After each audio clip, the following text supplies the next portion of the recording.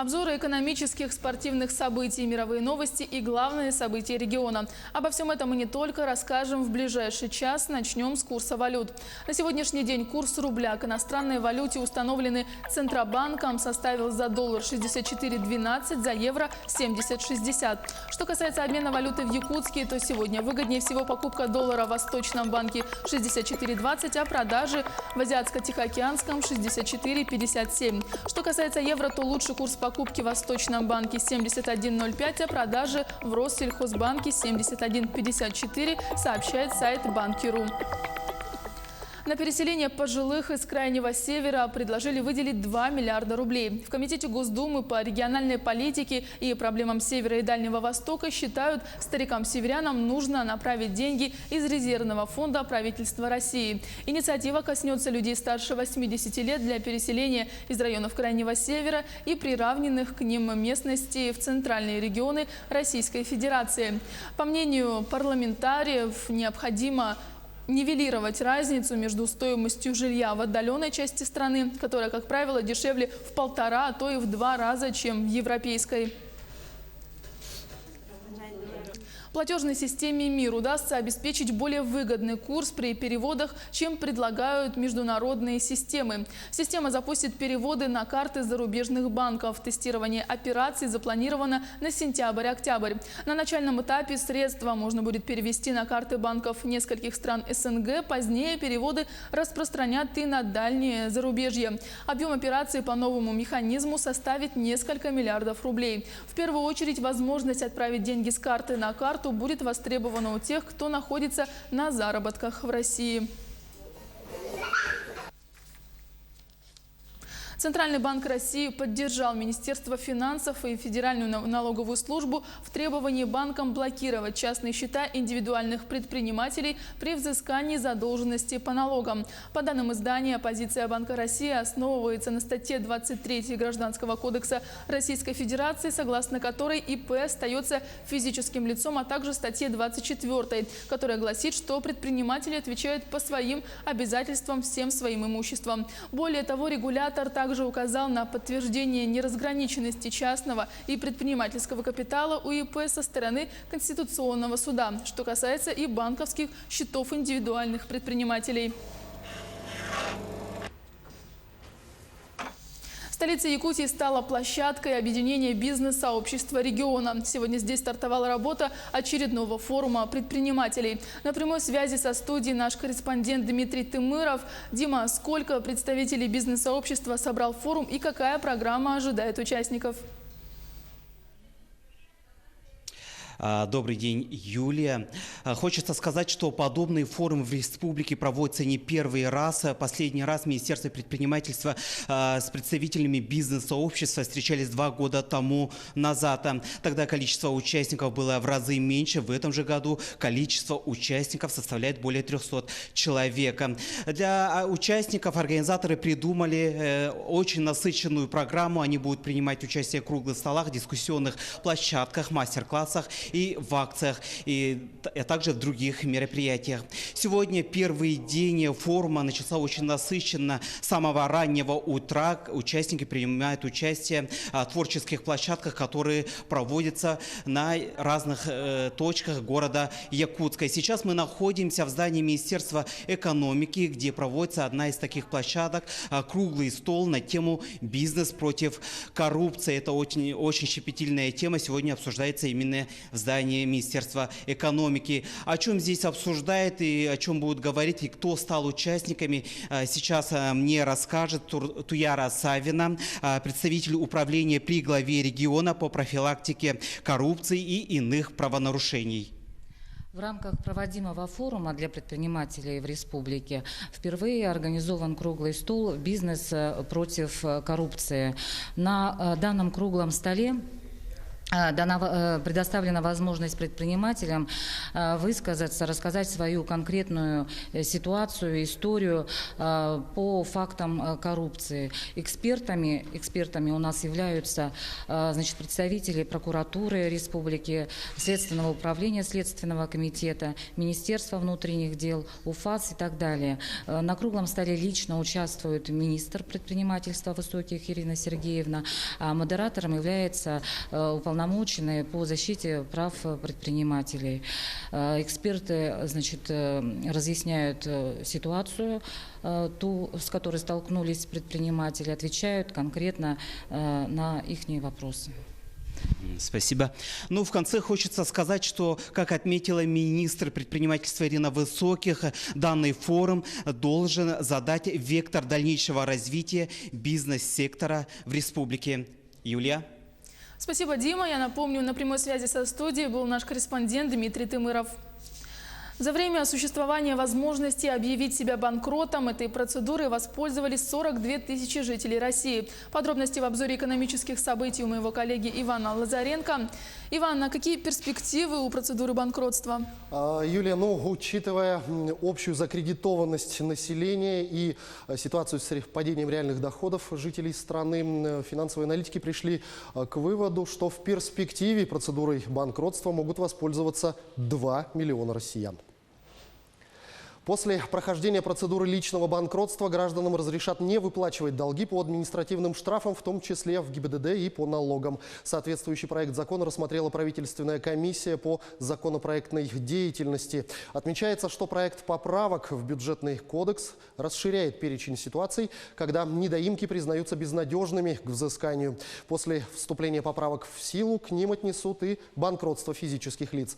Действующие нормы позволяют списывать с человека кредиты и другие долги. За год суды освободили банкротов от задолженностей на общую сумму 153,7 миллиарда рублей. Этой возможностью воспользовались уже 42 тысячи граждан. Дела почти половины из них после полного имущественного аудита закрыли без каких-либо выплат кредиторам, так как взять с банкротов было нечего. В перспективе иск о банкротстве могут подать до 2 миллионов россиян. По данным аналитиков, их долги превышают 250 тысяч рублей. К тому же они имеют существенную просрочку, так что почти все средства уходят на ее оплату. С такой суммой долга и выше объявить себя банкротом гражданину просто-напросто выгоднее. Покупателям и продавцам жилья нужно готовиться к важным изменениям. 18 сентября Госдума планирует рассмотреть во втором основном чтении важные поправки в налоговый кодекс, которые расширяют основания предоставления гражданам налоговых вычетов при приобретении недвижимости. А с января в силу вступят новые нормы, сокращающие минимальный срок владения квартирой, комнатой или домом для их продажи без уплаты налога на доходы физических лиц. Граждане, у которых жилье единственное, смогут продавать его без уплаты 13% подоходного налога уже через 3 года владения, а не через 5 лет, как по действующим пока правилам. Исключение – это недвижимость, полученная в собственность по договору дарения, наследования или в результате приватизации. А поправки в налоговый кодекс, которые планирует рассмотреть Госдума, расширяют, например, основания для предоставления налоговых вычетов при приобретении жилья. К зачету планируется принимать не только проценты по ипотечным кредитам банков, но и проценты по займам в рамках госпрограмм помощи заемщикам, оказавшимся в сложной финансовой ситуации. Тем временем в нашей республике жителям предлагается денежное возмещение взамен ветхого и аварийного жилья. Власти Якутии отмечают, что такой подход позволяет не ждать плановую очередь по программе переселения и не ограничивает право выбора места проживания.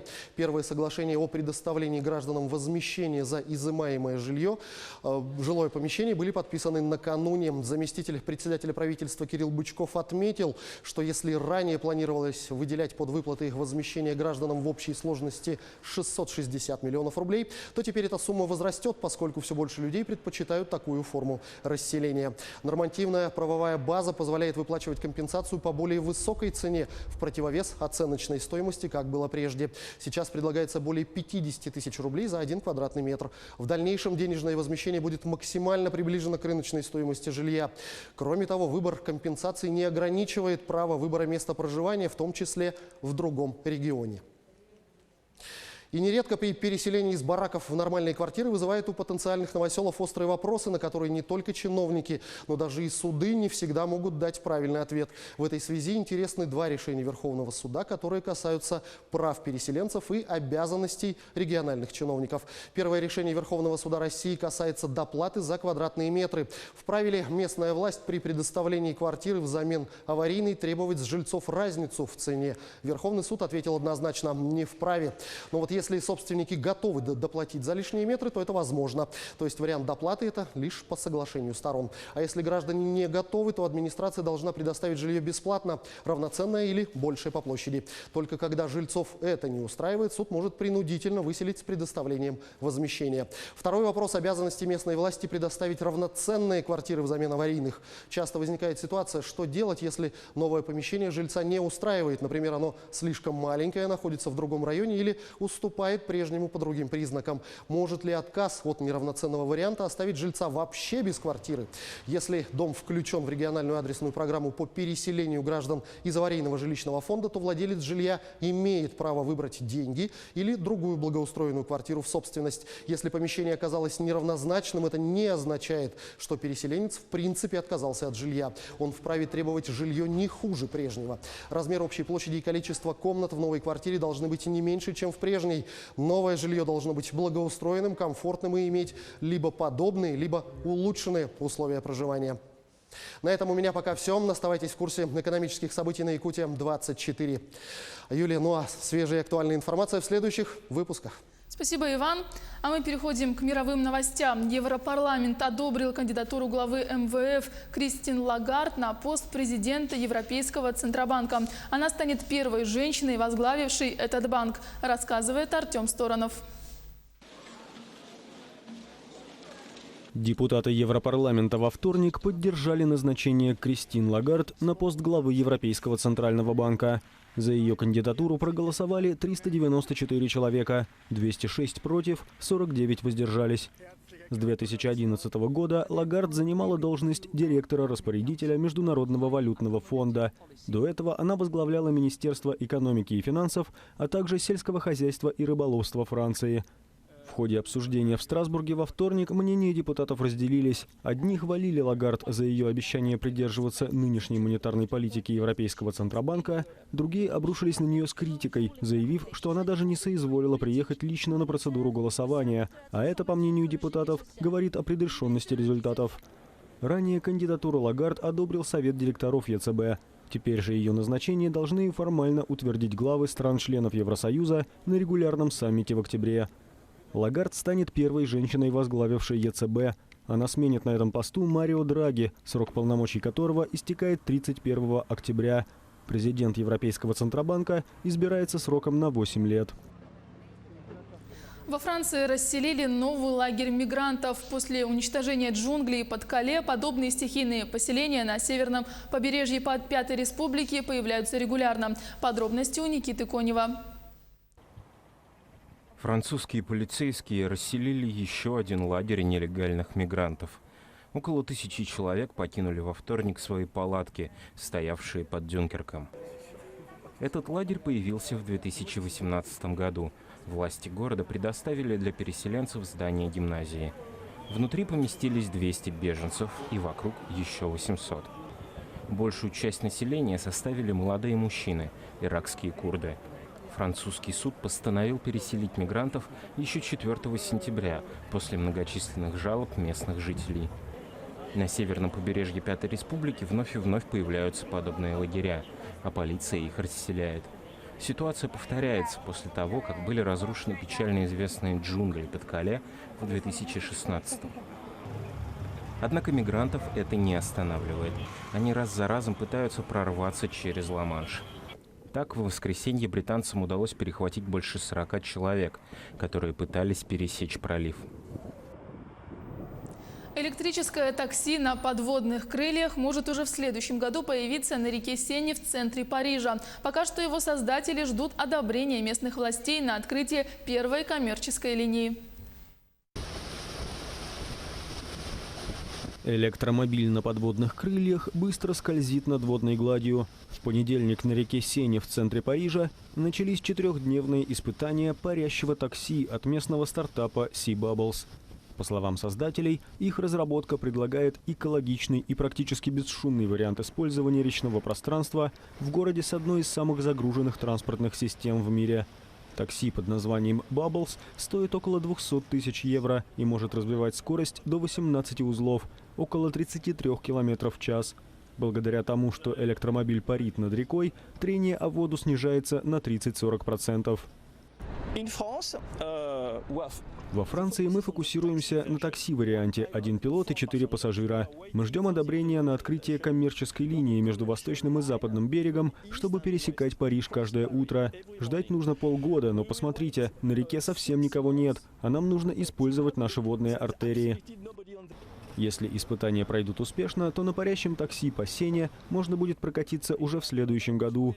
Пока же его создателям приходится сталкиваться с различными трудностями. Так, в понедельник Bubbles остановила парижская речная полиция и потребовала прекратить тесты. Владельцы стартапа жалуются на слишком жесткое регулирующее законодательство во Франции, из-за чего они вынуждены концентрироваться на продвижении своих проектов в Швейцарии и США. В Дании завершилось строительство 700-метрового деревянного моста, длившееся 3 года. В работах применялись инструменты и технологии, которыми пользовались викинги 1000 лет назад. Директор Национального музея Дании Ране Виллерслев под аплодисменты собравшихся забивает последний гвоздь в деревянный мост, возведенный возле исторического поселения викингов в коммуне Альбертслун, примерно в 20 километрах к западу от Копенгагена. Люди радуются не просто так. Строительство 700-метрового сооружения длилось целых 3 года. Оно заняло столько времени, потому что при возведении конструкции применялись технологии и инструменты, какими пользовались викинги 1000 лет назад. Мост сделан из древесины дуба. В работах принимали участие мастера, школьники и волонтеры. В общей сложности порядка 1000 человек. Это удивительный мост. Благодаря ему мы обрели уникальные знания о том, как викинги строили свои мосты и дороги. Но кроме того, он доказал, что если чего-то пытаешься добиться сообща, то обязательно победишь. По словам Виллерслева, этот мост является копией того, что был построен в X веке королем Харальдом I Синезубым. Он пересекал болотистую местность и использовался, чтобы транспортировать по суше корабли. Новый мост соединит музей викингов с обнаруженным в 2006 году массовым захоронением. Это были мировые новости. А мы продолжаем. Минпросвещение уточнило правила установки видеокамер в школах и детских садах. Напомню, что в ноябре на портале «Российская общественная инициатива» заканчивается голосование с петицией о введении обязательной видеорегистрации в начальных школьных и дошкольных учреждениях. Главным условием применения средств видеонаблюдения сейчас является согласие всех участников образовательных отношений, включая сотрудников организации и родителей. В перспективе будет составляться паспорт безопасности здания, где указываются, кроме прочего, количество и местонахождение камер слежения. Согласие или несогласие родителей в данном деле не требуется и во внимание не принимается.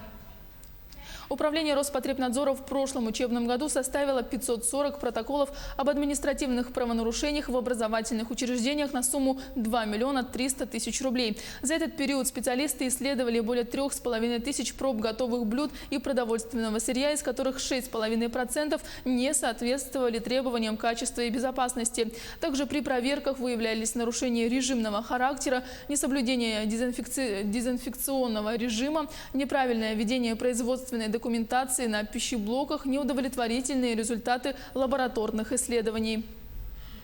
Информация о тяжелых условиях проживания в общежитии студентов Нерюнгринского медколледжа распространяется в соцсетях. Речь в сообщении идет о том, что вместе со студентами в общежитии проживают лица, ведущие асоциальный образ жизни, наркоманы и алкоголики. Наши корреспонденты из Южной Якутии проверили, насколько озвученное в письме соответствует действительности. На прямой связи Александра Цыбикова. Александра, расскажи об увиденном. Здравствуй, Юлия. Да, мы сейчас находимся в многоквартирном доме по улице Кравченко, 14, в котором проживают иногородние студенты Нерюнгринского медицинского колледжа. Что хочется отметить, да, действительно условия проживания соответствуют вышеперечисленным, да и в принципе в домах, в многоквартирных домах по улице Кравченко есть наибольшее скопление социальных личностей всего города. Рядом со мной находится директор Нерюнгринского медицинского колледжа Ирина Адамова. Ирина Ивановна, скажите, действительно ли это ваше общежитие и почему в вашем общежитии тогда так получается, что проживают в таких условиях? Здравствуйте, Александра. Ну, я первое, что хочу сказать, что это не общежитие Нерюнгринского медицинского колледжа. Это многоквартирный дом, который раньше находился в ракурсе, да, рабочего общежития, построенного еще в советские времена. Он коридорного типа. Потом его перевели в многоквартирный дом. И здесь проживают, кроме наших студентов, проживают и другие жители. И часть комнат уже в этом доме, не общежитии, приватизированы. Дом находится, это собственность города, а содержание, значит, вот этих мест общего пользования передано управляющей компании «Жилищник». Ну, видимо, она вот так вот и обслуживает вот этот дом. Ну, я так понимаю, да, к жилищной компании по-любому есть вопросы. Здесь видно даже, да и запах здесь стоит, его не передать. Скажите, ну а медицинским колледжам делаются ли какие-нибудь меры для улучшения жилищных условий проживания студентов? Да, конечно. Вы знаете, стыдно, да, с одной стороны, что студенты наши проживают в таком помещении. Но моих полномочий улучшить вот так, как бы хотелось, как это было бы действительно в общежитии, к сожалению, нет. Общежитие мы ждем очень много лет. И Министерство здравоохранения над этим работало, и Министерство образования, и правительство над этим вопросом. Сейчас все работают, и мы надеемся, что у нас когда-то будет новое общежитие. А пока приходится проживать так. И то я благодарна нашему городу, что когда-то, когда еще училище в то время открывалось, и начали появляться иногородние студенты, город пошел навстречу, потому что не у всех есть деньги снять жилье, да? Не у всех есть знакомые, близкие, у кого можно пожить на период обучения.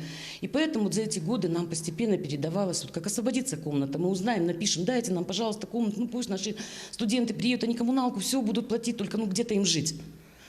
Администрация всегда нам шла навстречу. На сегодняшний момент у нас 20 комнат. У нас есть еще постирочная и отдельных, заметьте, отдельных 4 туалета, закрытых, закрепленных как бы за нами, где уже сами студенты следят за его санитарным состоянием. 20 комнат в данном многоквартирном доме. А сколько всего студентов проживает в 20 комнатах и сколько всего нуждающихся студентов в жилье? Нуждающихся много. Из 426 обучающихся на сегодняшний день в колледже 162 нуждаются в жилье.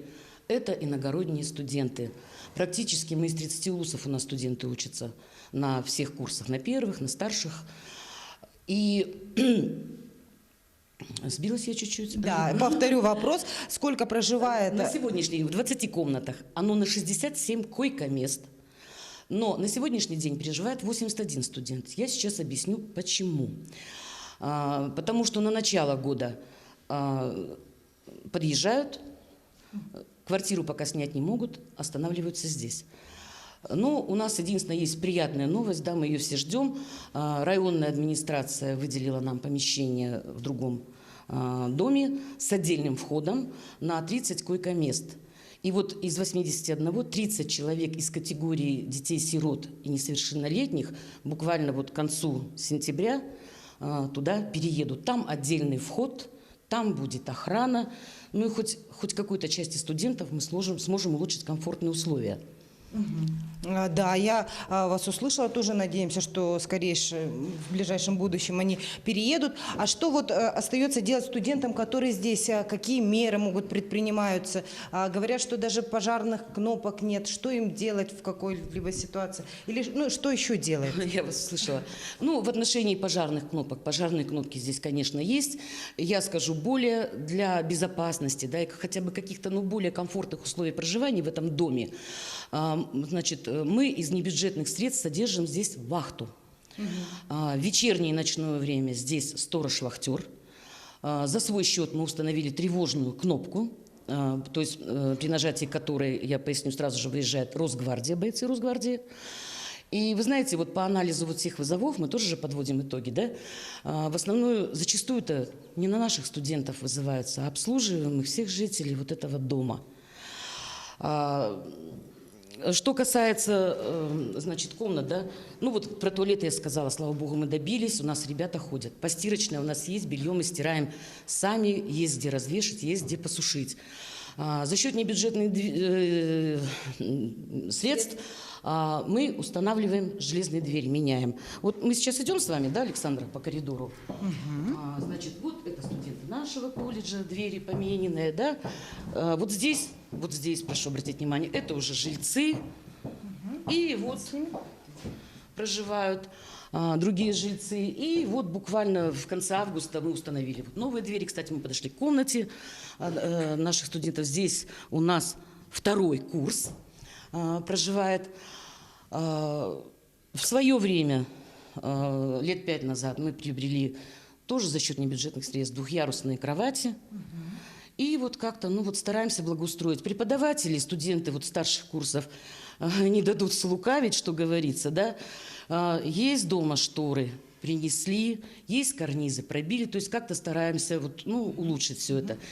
Потому что вложение денег, да, вот то, что нам не принадлежит, это, конечно же, не целевое использование, и на это на сегодняшний день ни я не могу пойти, ни руководство нашего Министерства науки и образования. Ирина Ивановна, можно мы буквально на минуточку пройдем, посмотрим, если проживающие не против. Пройдем, посмотрим. В принципе, я вижу, что... за комнатой.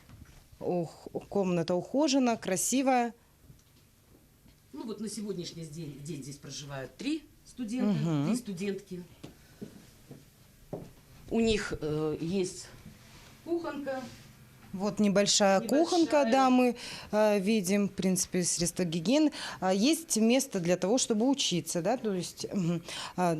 Так, ладно, тогда не будем мешать, пишите, да. Такие, есть комнаты и без таких кухонок, но мы пока рады этому, потому что вот на сегодняшний день, да, нет денег у ребят снимать жилье. Квартиры в городе Нерюнгри резко подорожали, а, как я уже сказала, у нас очень много из малообеспеченных семей. Будем дальше налаживать на сбыт как-то потихонечку.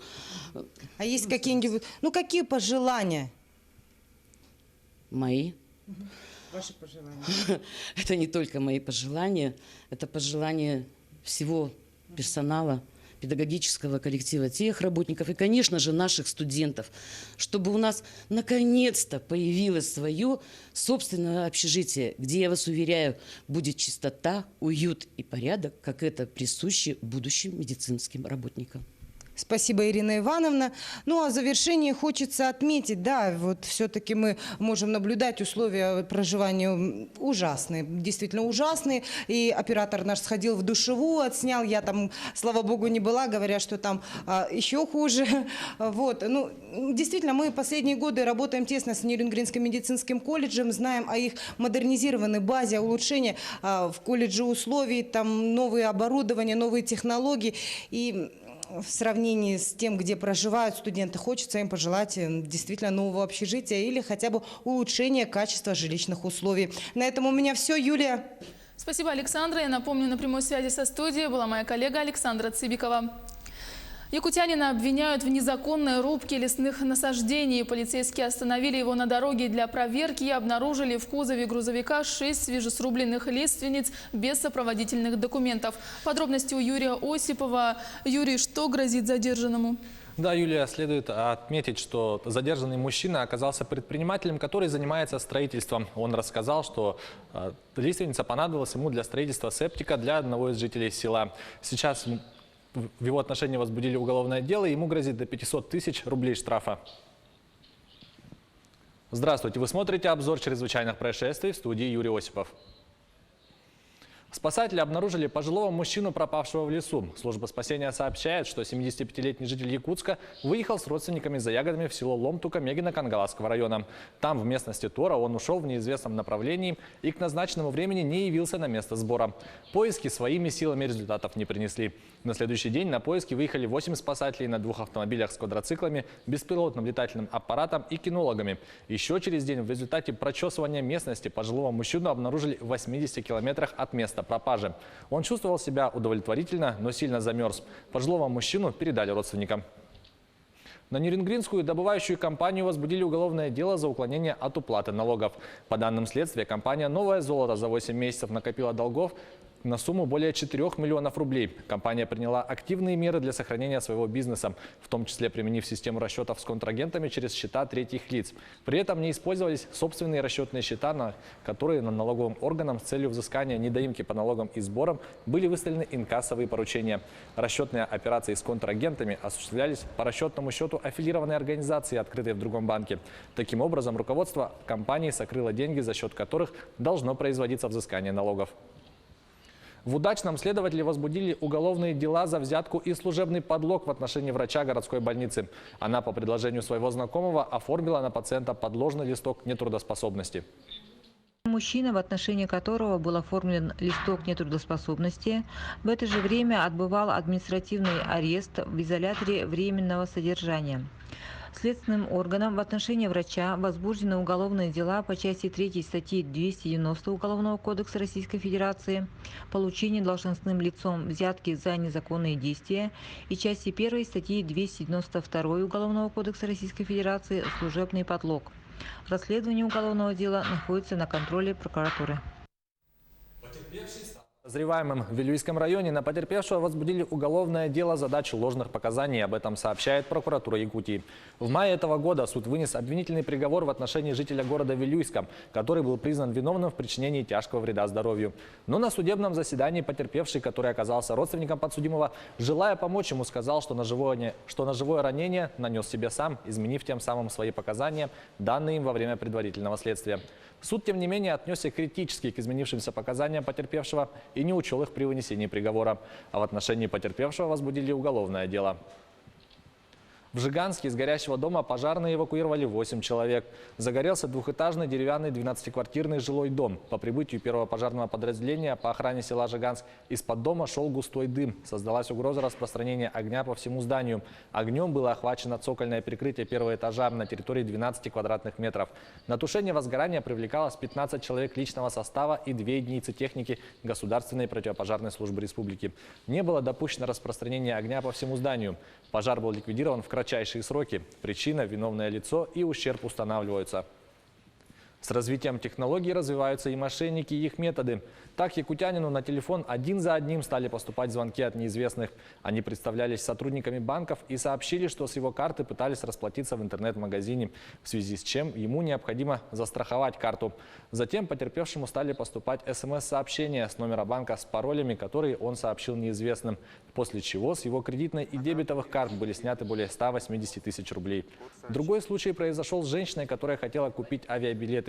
Женщина ввела данные своей карты на одном из сайтов и произвела оплату более 20 тысяч рублей. Но после этого с ее счета было дополнительно списано еще столько же. При этом авиабилеты она не получила. В настоящее время по уголовным делам проводится предварительное следствие. Это была рубрика «Чрезвычайные происшествия». Берегите себя. Юлия, благодарю тебя и наших зрителей за внимание. Увидимся в следующих выпусках. Спасибо, Юра. В провинции Буэнос-Айрес в Аргентине спасли выброшенных на берег косаток, рассказывает Никита Конев. Жители провинции Буэнос-Айрес в Аргентине помогли спасти косаток, которых обнаружили на берегу Атлантического океана. По данным местной прессы, на берег вынесло 7 животных. 6 удалось вернуть в воду усилиями спасателей, сотрудников одного из местных университетов и добровольцев. Еще одна погибла. Задача состоит не только в том, чтобы доставить многотонное млекопитающее к воде. Необходимо перетащить ее как можно глубже, чтобы тело вновь не вынесло на берег. Что послужило причиной случившегося, специалисты говорить не берутся. Выброшенные на берег касатки в этих местах не редкость, но обычно их находят поодиночке, а не такими большими группами. И прилив был не настолько сильным, чтобы животные не справились с течением. Победившая рак-спортсменка из США Сара Томас впервые пересекла Ла-Манш вплавь 4 раза без остановки. Ранее такого никто не делал. Лишь 4 человека переплывали пролив трижды. Подробности далее. Американская спортсменка Сара Томас стала первым человеком, переплывшим Ла-Манш 4 раза без остановки. Во вторник 37-летняя жительница штата Колорадо вышла на берег возле города Дувр на южном побережье Англии, проведя 54 часа в соленой воде. Все это время спортсменка черпала энергию лишь из специальных питательных напитков. В теории расстояние, которое ей нужно было преодолеть, 130 километров, но из-за сильного течения в проливе на самом деле ей пришлось проплыть все 215. Всего год назад Томас успешно излечилась от рака груди и решила посвятить свой рекорд всем женщинам, страдающим от этого заболевания. Ранее Ла-Манш без остановки переплывали лишь 3 раза, и это смогли сделать только 4 человека.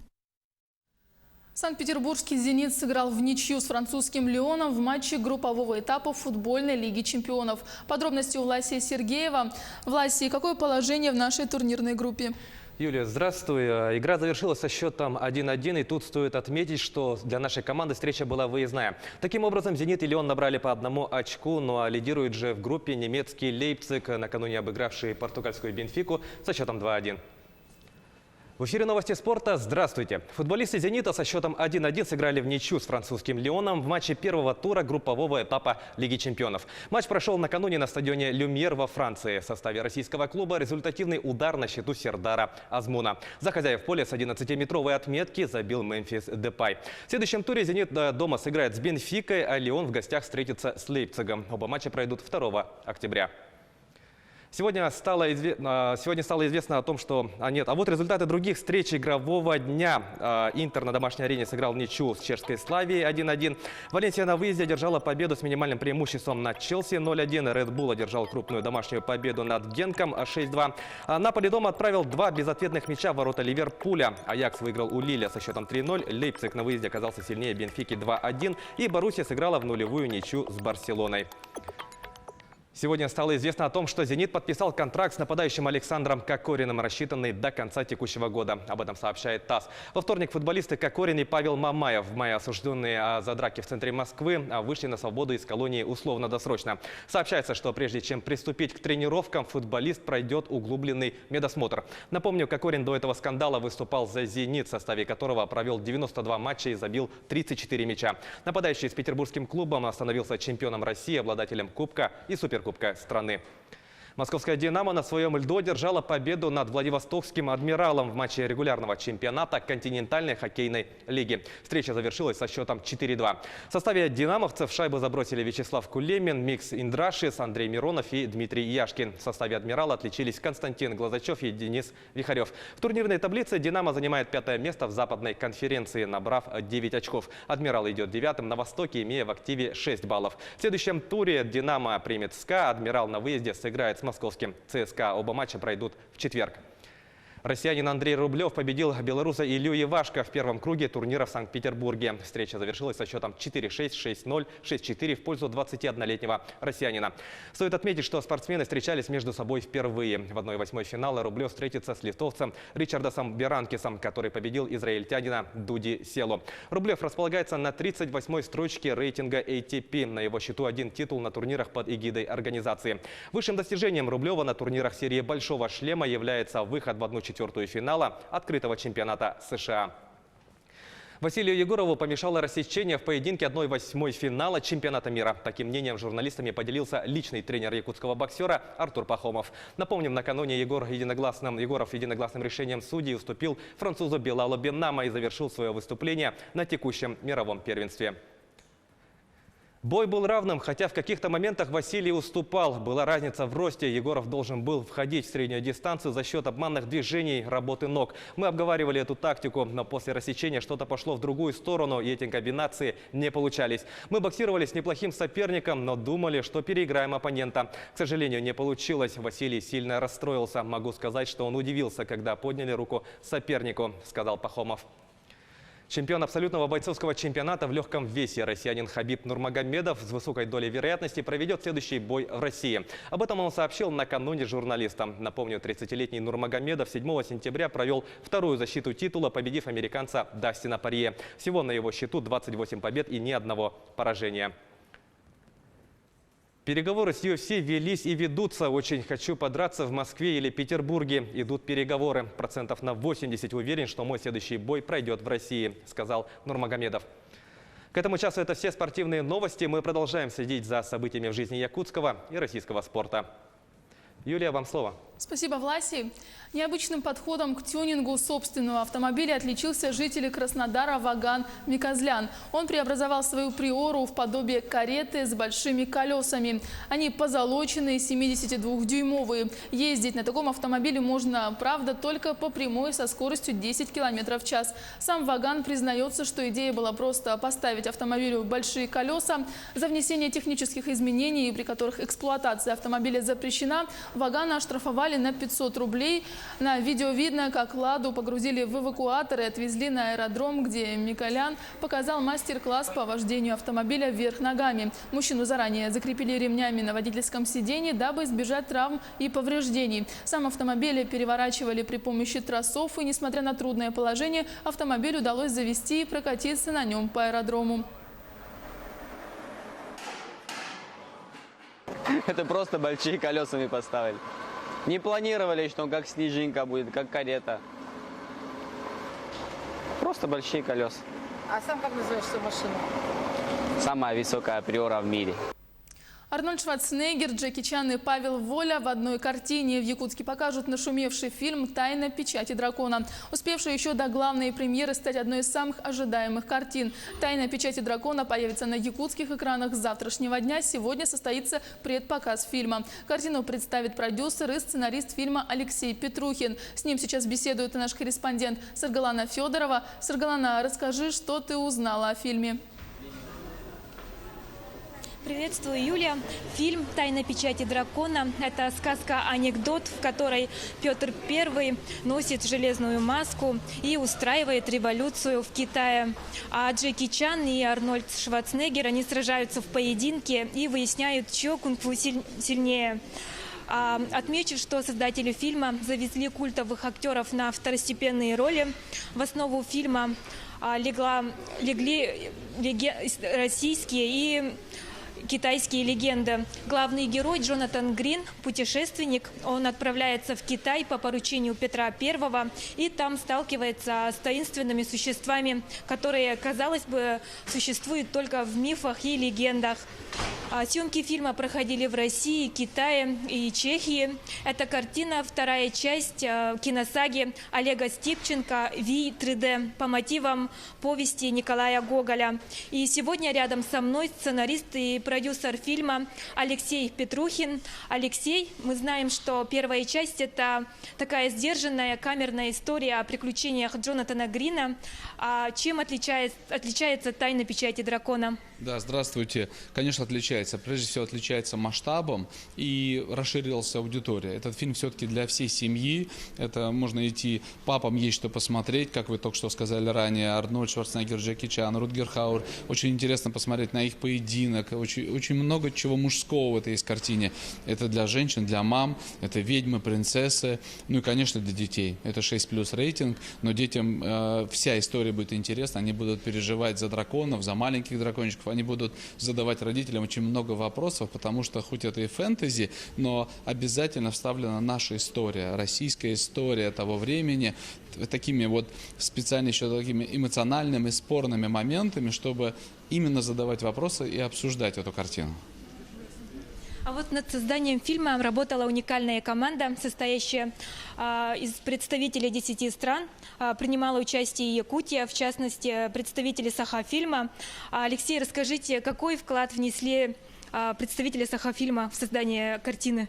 Да, мы были, по-моему, в 2016 году на фестивале здесь, в Якутии, и как раз тогда было принято решение, наша компания, команда поддержали якутское кино, но основное это была договоренность, что Сахафильм отправили к нам целую делегацию на площадку, вроде бы как на экскурсию, немного на практику посмотреть, но так получилось, что ребята зацепились и несколько недель прожили с нами в Китае на площадке, каждый работал в своем цеху, помогал, смотрели, как это выглядит, как это работает, внесли свой вклад именно уже просто физическим трудом, потому что так же, как и мы все, по 14-16 часов были на площадке. Так что можно смело говорить, что картина там Россия, Китай и прочее, но с точки зрения России это Якутия также приняла участие.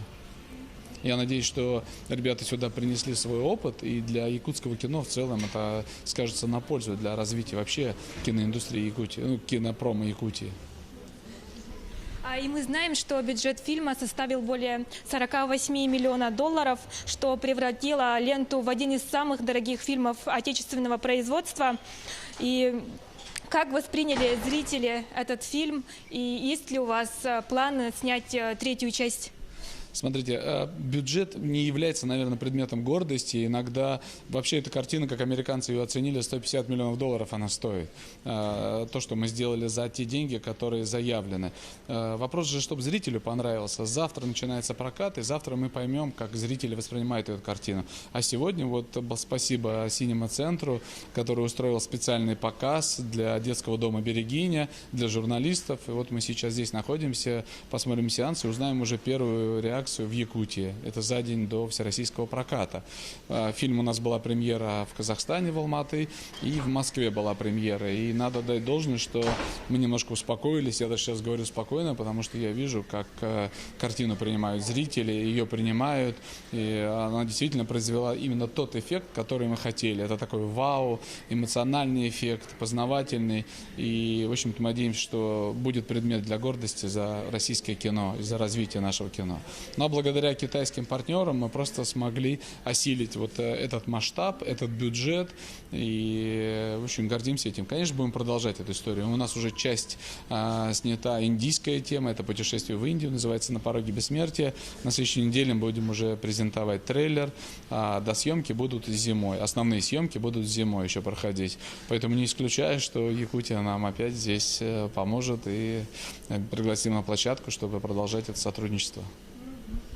Спасибо большое, Алексей. А я еще раз напомню, что якутские зрители смогут посмотреть и разгадать тайну печати дракона уже с завтрашнего дня. Юлия? Спасибо, Саргалана. Я напомню, на прямой связи со студией была наш корреспондент Саргалана Федорова. Осень зачастую ассоциируется с бабьим летом. После дождей и раннего похолодания в Якутии многие уже и не надеются, что смогут насладиться теплыми деньками. Так это или нет? И чего ожидать якутянам от изменчивой погоды в ближайшие дни, узнаем у Ольги Башук. Ольга, приветствую, тебе слово. Юлия, здравствуй. Действительно, на большей части Якутии начало недели отметилось умеренными осадками, дождем и мокрым снегом. А в некоторых районах снег был и вовсе обильным и покрыл землю плотным слоем. Еще на прошлой неделе в социальных сетях разошлось видео жителей Аймиконского улуса, которые ранним утром проезжали мимо местности Кюбюме. Снег также выпал в Нерюнгринском районе, в Вилюйской группе и местами в Хангаласском улусе. Метеорологи отмечают, что в этом нет ничего сверхъестественного. Ночью во многих районах Якутии показатели уже доходят до минусовой отметки. Так, по прогнозам, на ближайшие 2 дня на большей части республики ожидаются небольшой дождь и мокрый снег. Уже завтра осадки пройдут по Вилюю, местами в центральных районах, а 20 сентября на Нижней Лене и по Верхоянию. На западе ветер ожидается умеренный, а вот в Кобяйском районе сильный, с порывами 11-16 метров в секунду. Температура воздуха на большей части республики ночью составит -3 + 2, при прояснении -3 - 8, а на северо-западе, северо-востоке местами до -10.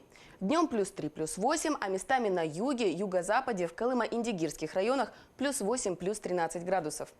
Неблагоприятные погодные условия значительно осложняют дорожную обстановку, затрудняя движение транспортных средств. На дорогах возможно образование наката, а также налипание мокрого снега, появление снежных заносов. С учетом того, что температура будет колебаться от плюсовой до минусовой, велика вероятность обледенения отдельных участков трасс. Автомобилистам необходимо поменять летнюю резину на зимнюю. Следует быть крайне внимательными и аккуратными на дороге, а именно неукоснительно соблюдать правила дорожного движения, избегать резких маневров и торможений, которые могут привести к аварии. Необходимо выбирать такую скорость движения, чтобы в случае возникновения опасности успеть среагировать и предпринять меры вплоть до остановки. Осторожность следует проявлять не только водителям, но и пешеходам. Короткий световой день и осадки снижают видимость на дорогах. Пешеходам для безопасности необходимо использовать на одежде световозвращающие элементы, которые сделают их более заметными для водителей. Переходить проезжую часть следует только по пешеходным переходам, предварительно обязательно убедившись в своей безопасности. На этом у меня пока вся информация. Юля, передаю тебе слово. Спасибо, Ольга. Ну а на этом наш выпуск подошел к концу. Оставайтесь с нами.